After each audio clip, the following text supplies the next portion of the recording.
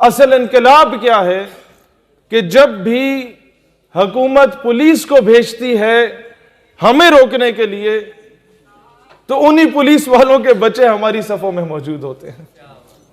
اصل انقلاب کیا ہے کہ جب کوئی پولیس آفیسر ہمیں انکوائری کے لیے بلاتا ہے تو وہ ہمیں دیکھ کے ہنس پڑتا ہے کہ ہمارے گھروں میں تو بچے تم لوگوں کو سنا کرتے ہیں۔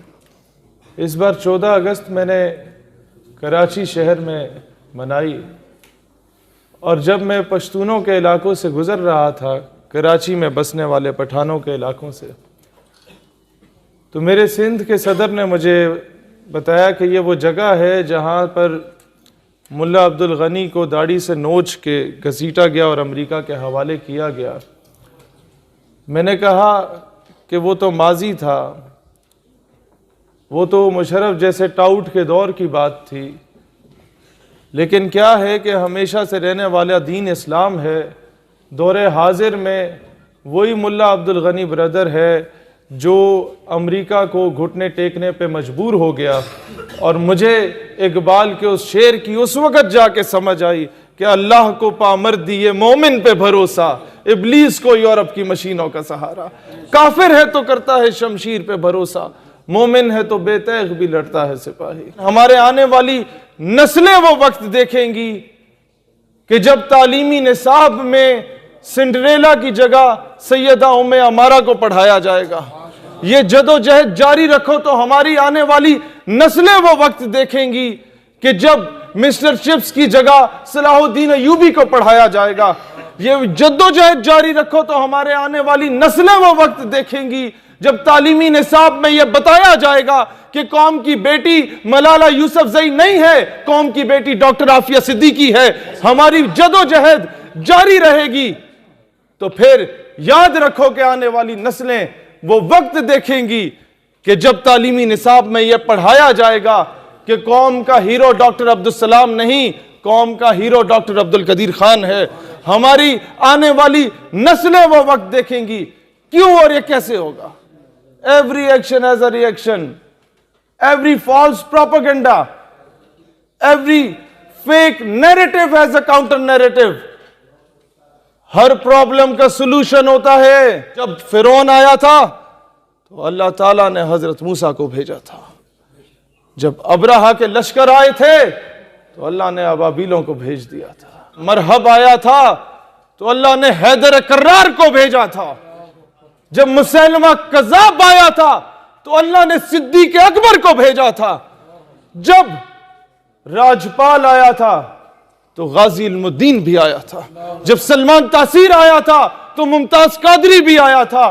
جب خیبر پختونخوا میں کوئی جھوٹی نبوت کا دعوے دار آیا تھا تو پشاور کے ہائی کورٹ میں غازی فیصل بھی آیا تھا، اور جب امریکہ آیا تھا تو اس وقت مولا عمر مجاہد بھی آیا تھا۔ ہمارے آنے والی کہ جب بیت المقدس اور مسجد الاقصی کو آزاد کروانے کے لیے مسلمانوں کا لشکر روانہ ہوگا تو اس میں سے پہلا دستہ جو روانہ ہوگا وہ افواج پاکستان کا دستہ ہوگا۔ اپنی جدوجہد جاری رکھو نوجوانوں، تو ہمارے آنے والی نسلیں وہ وقت دیکھیں گی کہ جب پاکستان اپنے فیصلے خود کرے گا۔ ہمارے آنے والی نسلیں وہ وقت دیکھیں گی کہ جب چوکو چوراہوں پہ داڑھی رکھنے والے، داڑھی مونچھ اور دستار رکھنے والے اور پانچوں کو ٹخنوں سے چڑھانے والوں کو بھی وہی عزت دی جائے گی جو ایک پینٹ کوٹ اور ٹائی پہننے والے کو دی جاتی ہے۔ تب حقیقی معنوں میں دو نہیں ایک پاکستان ہوا کریں گے۔ ہماری نسلیں وہ وقت دیکھیں گی کہ جب یونیورسٹیز میں دین کی تعلیم کو بھی لازمی قرار دیا جائے۔ ہمارے آنے والی نسلیں وہ وقت دیکھیں گی انشاءاللہ تعالی جب سلطنت عثمانیہ کی طرز پہ دوبارہ وہ خلافت کا نظام اس امت میں قیام ہوگا اس کا، اور اس کی جو پہلی بنیاد ہوگی وہ پاکستان سے رکھی جائے گی انشاءاللہ۔ دوست، اگر تم لوگ ایک چیز کا فیصلہ کر لو کہ گھما پھرا کے بات نہ کرو، سٹریٹ فارورڈ ہو کے بات کرو، تو اللہ تعالیٰ تمہیں حقیقی معنوں میں ان غلامی سے آزادی دلائے گا۔ اگر تم سٹریٹ فارورڈ رہو، یاد رکھنا کہ ہمیشہ تاریخ انہی لوگوں کو زندہ رکھتی ہے جو حریت پسند ہوتے ہیں، ڈٹ جاتے ہیں۔ بوٹ پالش کرنے والے اور تلوے چاٹنے والوں کی تاریخ میں کوئی جگہ نہیں ہے۔ یہ بات یاد رکھنا کہ بڑے بڑے گورنر آئے، ان کا جنازہ پڑھانے کو کوئی تیار نہیں ہوتا تھا، اور ایک 8,000 کمانے والے ایلیٹ فورس کے سپاہی کے نماز جنازہ سے دنیا واقف ہے۔ تاریخ ہمیشہ حریت پسندوں کو یاد رکھتی ہے، تاریخ ہمیشہ غازیوں کو یاد رکھتی ہے، تاریخ ہمیشہ ظلم اور فرعونیت کے سامنے ڈٹ کے کھڑے رہنے والوں کو یاد رکھتی ہے۔ دوستان ذی وقار، معیشت کا مسئلہ ہے، یہ کوئی مسئلہ نہیں۔ دوستان ذی وقار، مالی اعتبار سے کمزور ہیں، یہ کوئی مسئلہ نہیں۔ دنیا کی بڑے سے بڑے ٹیکنالوجی، دنیا کی ملٹری مائٹ امریکہ کے پاس تھی، رشیا کے پاس تھی۔ ہم نے اپنی آنکھوں کے سامنے انہیں افغانستان میں تباہ ہوتے دیکھا ہے۔ جب وہاں پر کوئی راکٹ گرتا تھا تو ہمارے طالبان خوش ہوتے تھے کہ اس لوہے کو بیچ کے ہم کوئی اپنا گزارا کر لیں گے۔ دہشت گرد جو اصل ہے اس کو دہشت گرد کہنا ہوگا، اور مجاہد کو عزت دینی ہوگی۔ ہمیں وہ داڑھی اور دستار کو عزت دینا ہوگی۔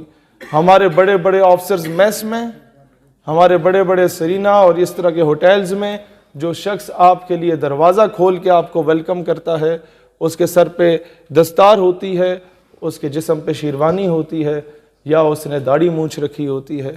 یہ انگریزوں کے دور میں یہ چیز متعارف کرائی گئی تاکہ مسلمانوں کی ثقافت پہ حملہ کیا جائے۔